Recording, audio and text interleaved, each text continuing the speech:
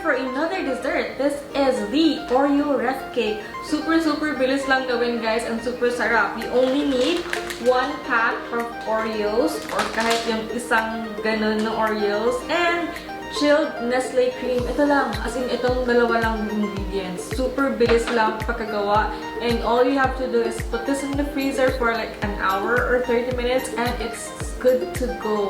I swear to all you Oreo lovers out there, this is totally worth it and sarap.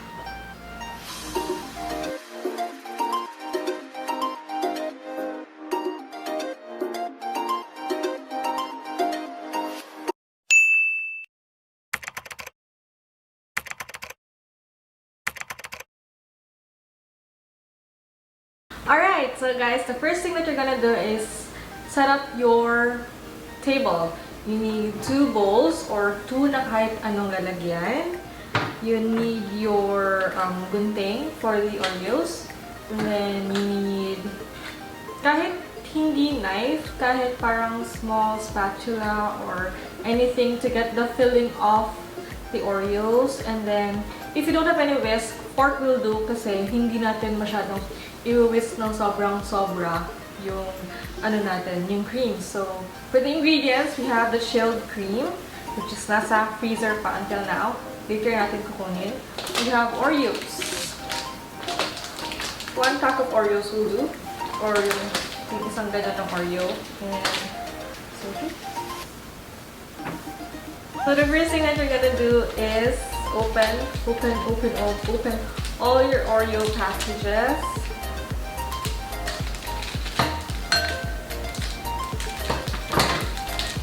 After opening it, ayan, yung biscuit dito sa kabila, yung cream, I'm gonna use the back of the knife. You can use anything na flat surface. You get the cream off. This is chocolate cream pala na Oreo because we wanted to diversify. Yes, big word. We wanted na iba-iba yung color ng layers natin with white, brown, and white.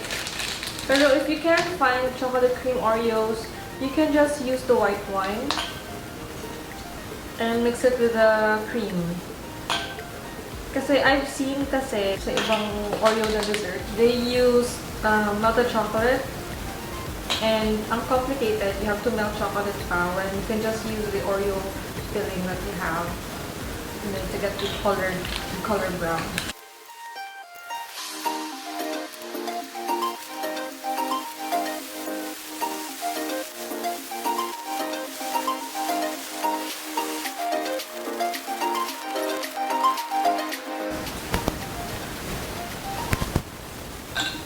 So done. You have 8 packs. We use 8 packs. That's 8 times 3 equals to something. The next thing that we're gonna do is put this in a huge plastic or blender and then crush it. So, ayan.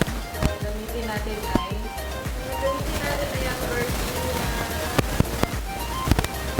plastic bread.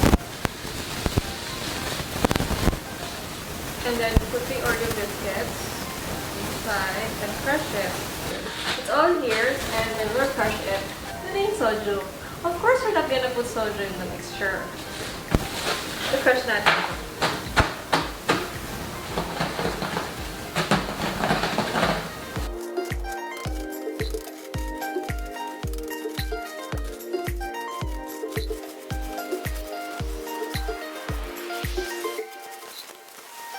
We have our crushed Oreos, and we have here sa other bowl the Oreo filling. Now what we're gonna do next is the medyo fast-paced part. This was placed on the freezer for like around 1 hour since it was advised by my cousin when she saw my DALGONA coffee vlog, which I will put down in the description box. Yung link. This one is placed in the freezer for like about an hour. So the texture of your cream parang medyo clayish. Hindi siya runny, you know. So this will be it. That's 1 tablespoon. 2 tablespoon ang ilalagay natin. We're gonna put 2 tablespoons sa Oreo chocolate filling. If you don't have the chocolate filling, you can use the vanilla one or whatever na you prefer. If there is strawberry, I don't know if there is, then use it, and then that's with it. Here. Kita niyo. Medyo malapot talaga siya, but pagtsagain na guys. It's gonna be a bit brownish, pero hindi siya ganun ka-brown. If you don't have a whisk, fork will do. Fork will do beautifully. See? It's turning brown na, di ba?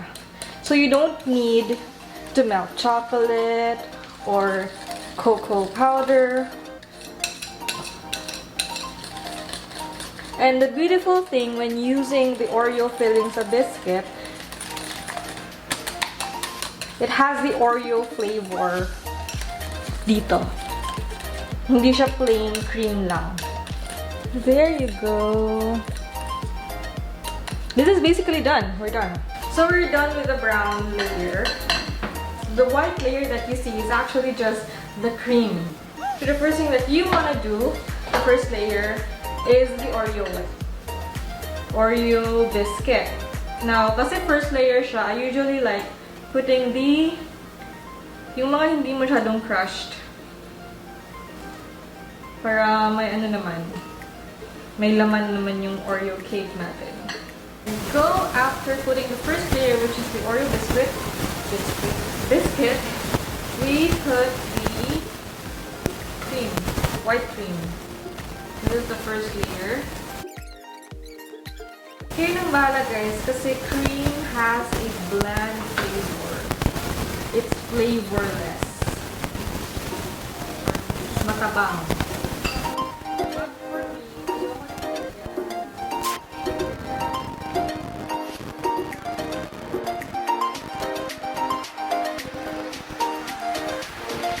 cocoa cream natin.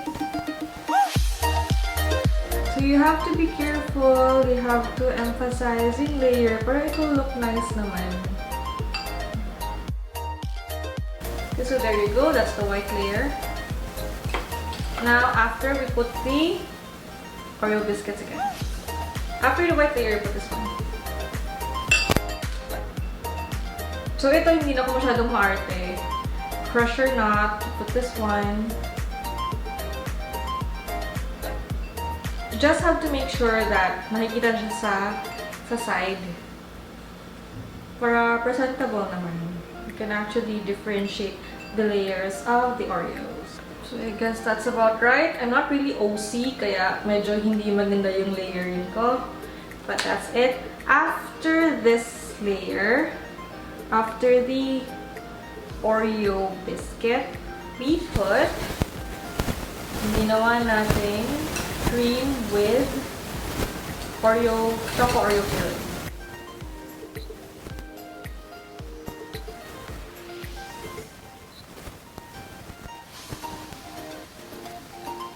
I think that's enough. Para mas maganda yung ano natin, pag-spread. Oh my god, it sticks. It's destroyed!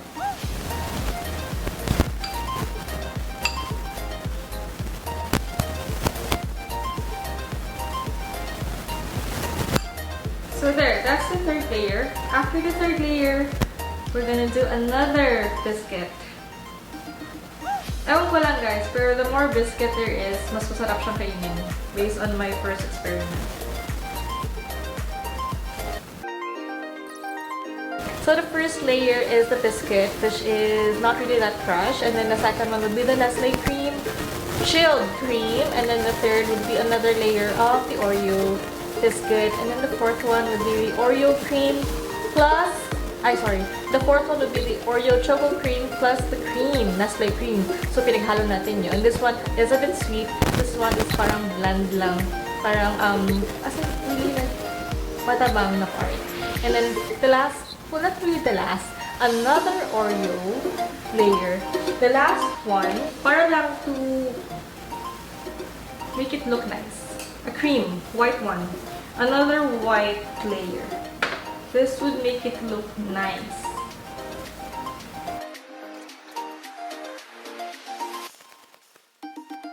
We're done with the 1, 2, 3, 4, 5, 6 layers. Depends on you talaga. Now the last thing what we're gonna do is get the super crushed part.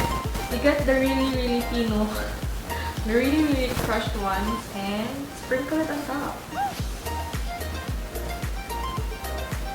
Yeah, that's why I'm advising na yung super crushed talaga yung gagamitin niya para it would look nice.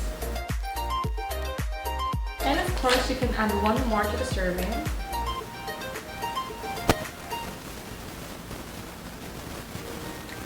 And there you have it. This is your Oreo wrap cake. Ta-da!